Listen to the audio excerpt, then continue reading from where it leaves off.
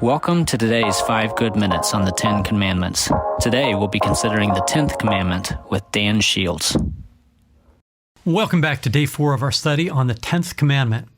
In day 1 of this series, we said that coveting wasn't simply desiring something that somebody else had, but rather it was an over-desire that led us to want more than God wanted to give, or want it faster than He wanted to give it, or outside of the bounds of how He wanted to give it.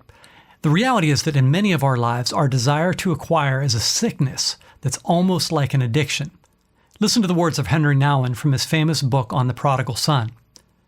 Addiction, Nouwen said, might be the best word to explain the lostness that so deeply permeates contemporary society. Our addictions make us cling to what the world proclaims as the keys to self-fulfillment: accumulation of wealth and power, the attainment of status and admiration, lavish consumption of food and drink, and sexual gratification without distinguishing between lust and love. We can see in the story of the prodigal son that the younger son had all 3 issues of over-desire that we talked about in the first 3 days. He wanted more than God gave him, he wanted it faster than God wanted to give it to him, and he was willing to go outside of the parameters of how God wanted him to fulfill those desires. But there was another player in that drama, if you remember. It was the older brother. He was the good kid. He was the one that always obeyed, and he always did the right thing in the right way. Today, we're going to look at this lesser-known brother. He was also dealing with coveting, but not of the obvious type that the younger brother had. His was an over-desire for applause and recognition. Over the last couple of days, we talked about 2 ways to combat over-desire. The first was cultivating a sense of thankfulness for what God has given us. And the second, we said, was trusting God in the things that He has chosen not to give us. Well, today I'm going to say that we can beat that constant craving for consumption, contentment, or commendation by looking forward to the future. Because when we only look at our current circumstances, we can have a nearsightedness that leads to jealousy, dissatisfaction, and impatience. Let me ask you a question. If I put a tack on a chair and I asked you to sit on it, would you? Well, of course not.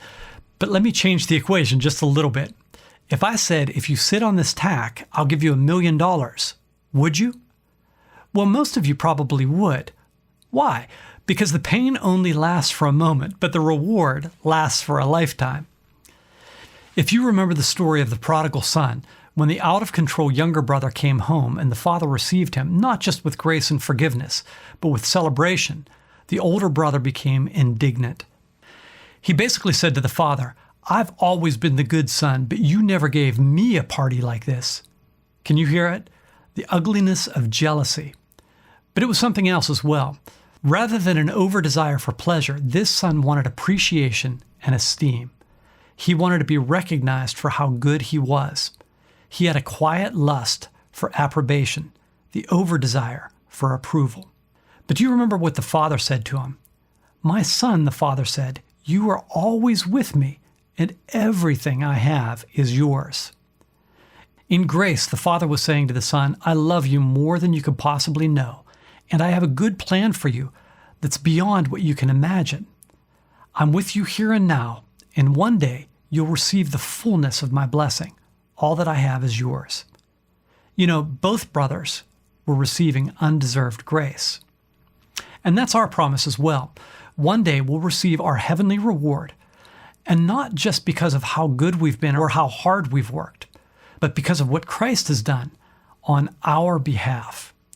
All of the treasures of heaven will one day be ours.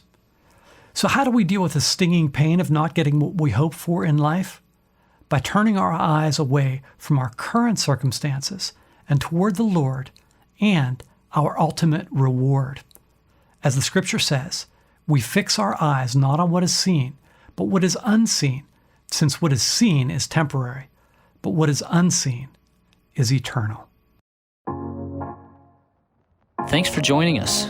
Be sure to check out all our content and podcasts on Orchard Hill Plus. You can find that and so much more on our website or the Orchard Hill app.